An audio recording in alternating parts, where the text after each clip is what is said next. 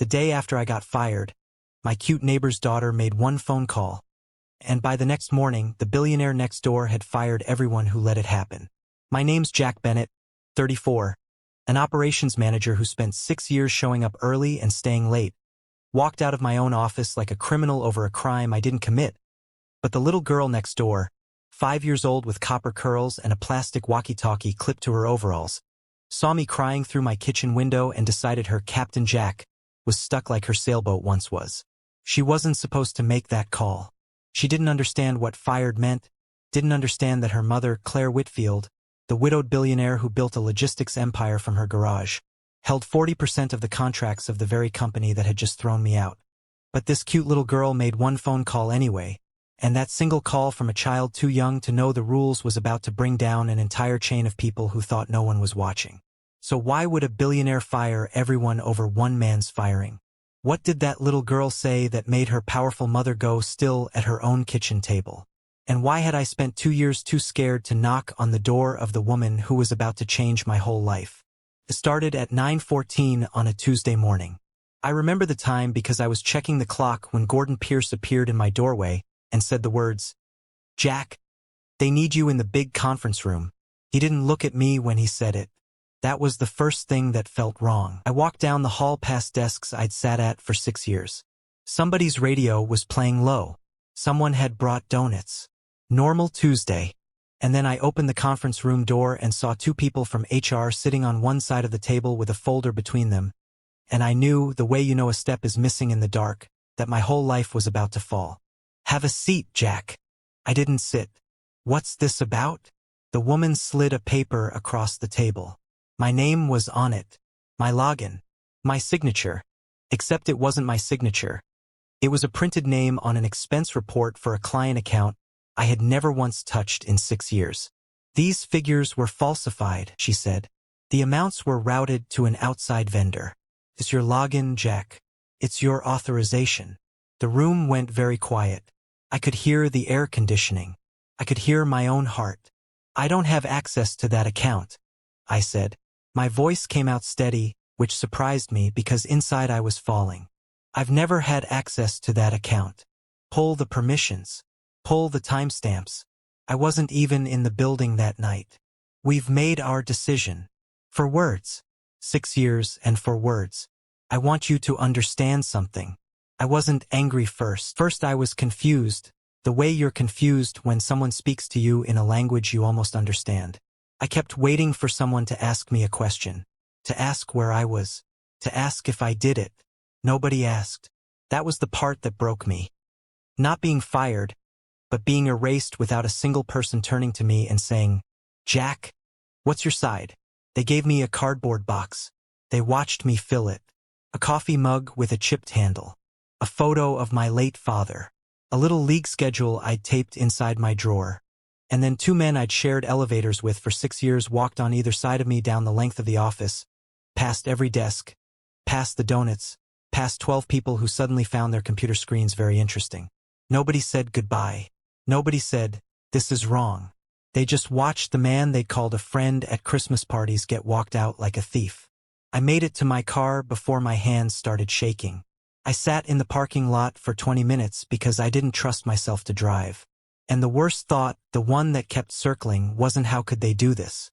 It was how am I going to pay for anything now, followed by the line I knew would appear on every job application for the rest of my life. Terminated financial misconduct. Guilty. Without a trial. Without a question. I drove home to my small blue house on a quiet cul-de-sac, and I carried that box inside, and I set it on the counter, and the house was so silent I could hear the refrigerator hum. I'm not a man who cries easily. My dad raised me not to, but I sat down at that kitchen table as the light went orange and then gray outside my window, and I put my head in my hands, and for the first time since I was a kid, I let it come. I didn't know the window was open. I didn't know that next door, in a house twice the size of mine, a 5-year-old girl in butterfly pajamas was standing at her own window with a glass of milk, watching the sad man who'd taught her to ride her bike put his head down like her whole world had just gotten too heavy to hold up. Her name was Rebecca, and she had a plastic walkie-talkie clipped to her pajamas, the twin of one sitting forgotten in my junk drawer, a battery still alive inside it after 8 months. I'd given it to her as a joke the day I waded into a storm drain to rescue her toy sailboat. If your boat ever gets stuck again, I told her, you radio the captain. I'd forgotten all about it. She hadn't. I heard the crackle first. A burst of static in the dark, quiet kitchen, coming from a drawer I hadn't opened in months. I lifted my head. And then, through $12 of plastic and one stubborn 9-volt battery, came a small, serious voice that stopped my heart cold. Captain Jack, this is Rebecca. Do you copy? Your boat is stuck. Over. I sat there in the dark with that little plastic radio crackling in my hand, and I swear to you, that tiny voice did what 6 years of hard work couldn't. It made me feel like maybe someone in the world still saw me. Before I go on, do me one quick favor. If you haven't subscribed yet, tap that button now and turn on the notification bell.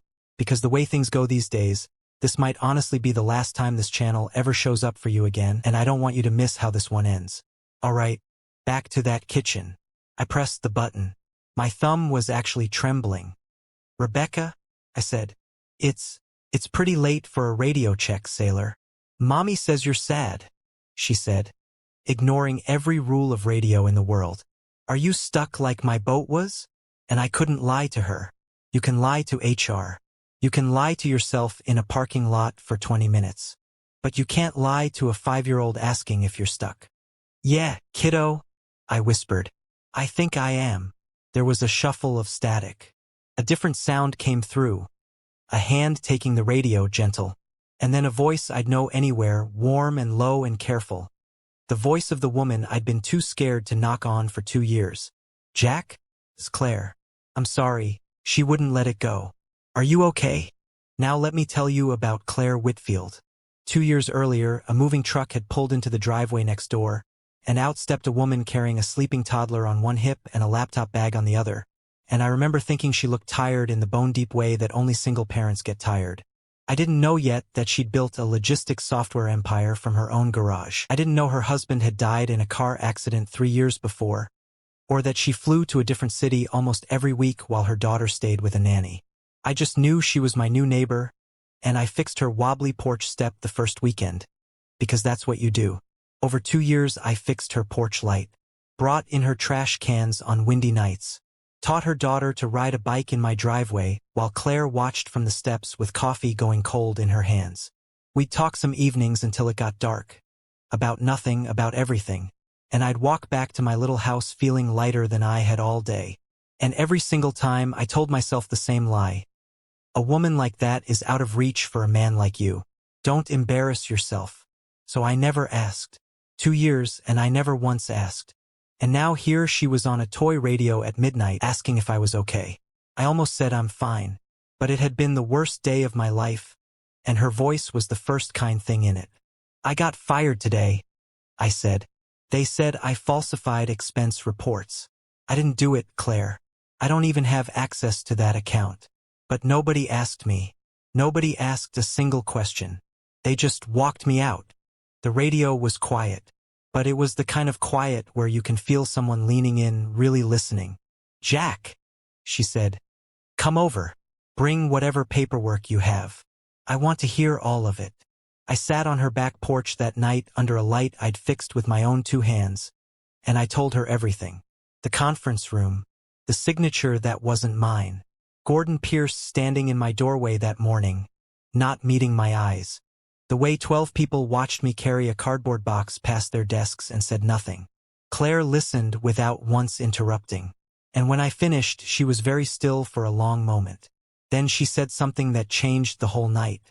Jack, what was the name of your company again? Bennett and Cole Logistics. She went quiet in a way I felt in my chest. Jack, she said slowly. Bennett and Cole is one of my vendor partners. My company routes almost 40% of our regional shipping through them. I stared at her. I didn't know that. I swear I didn't know that. I know you didn't. And then something in her face shifted, the tired softness burning off, replaced by something sharp and focused, and for the first time I understood how a woman built an empire from a garage. But here's what I do know. I built my entire company on one rule: you verify everything before you trust it. And in 2 years, I never once looked at who I was doing business with next door to my own house. She looked at me. Send me everything tomorrow morning. Every email. Every login record. Every timestamp. I want to see this with my own eyes. I barely slept. At sunrise I sent her all of it, and by 10 o'clock that morning my phone rang. "Jack?" Claire said. And her voice was different now. Quiet, coiled. The voice of someone staring at proof. "The report that got you fired was submitted at 9:47 on a Thursday night, under your login. I told you I was at your nephew's little league game. I know, because your company fleet app was still tracking your car, and it puts you 40 minutes away at 9:47 exactly." She paused. "Jack, it wasn't you. Someone used your login remotely, and I think I know who, because I've been pulling the vendor records all morning, and there's a pattern here going back 18 months. Somebody's been skimming money and routing it to an outside trucking company. And the moment an audit got close, they needed one person to blame. Fast." My mouth went dry. "Who owns the outside trucking company? Claire?" And I heard her breath catch on the other end of the line. I heard her go completely, utterly still at her own kitchen table, the way a person goes still when a lie finally shows its whole ugly shape.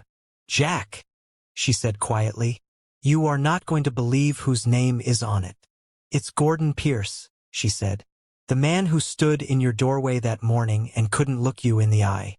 The trucking company skimming the money. It's owned by his brother-in-law." I had to sit down on my own kitchen floor, because it all clicked at once, the whole ugly machine of it.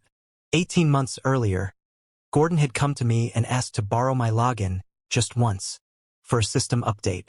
I said yes, because that's who I was, the guy who says yes, who fixes the porch light, who wades into the storm drain. And he'd kept it. He'd used my trust like a key to a door he planned to rob, and when the auditors got close, he unlocked that same door and shoved me through it to take the fall. 6 years of my life, traded away to save a man who couldn't even look at me. But here's the thing about pointing a lie at an innocent person. It only works if nobody powerful is watching. And Gordon Pierce had made one mistake he never saw coming. He'd framed the man who lived next door to a billionaire who owned 40% of his company's business. Claire didn't call as a neighbor. She called Bennett and Cole's owner directly, as the single largest client he had. And she asked him one simple question. Why was an innocent employee walked out like a criminal without one phone log being checked? By Friday, Gordon Pierce was gone, terminated and handed to prosecutors. But it didn't stop there, because Claire kept asking the question nobody wanted to answer. Who else knew?